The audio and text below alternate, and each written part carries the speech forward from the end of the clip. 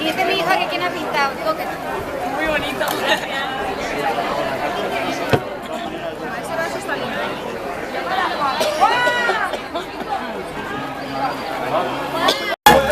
Hombre Luis, aquí te encuentras, hijo.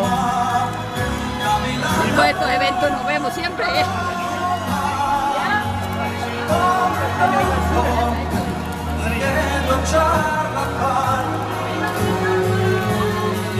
Para la foto, no me coges. 15 kilos de arroz. ¿Y qué lleva? ¿Qué lleva arroz? Y que no lleva carne y calamares. Ahora falta allí, hermano. Ahora, otra la calle ahí.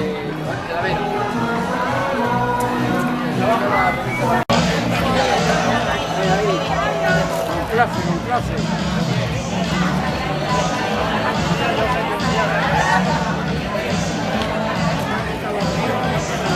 Cada cual hace su estilo.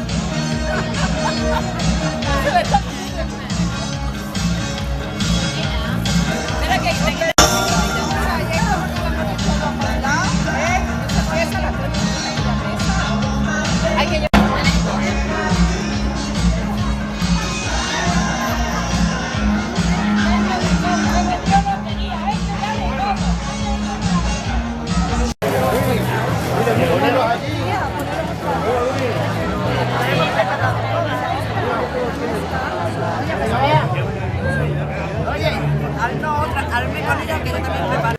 Nada más que tenemos pollo. Vamos, que la corte. Somos pobres, coño.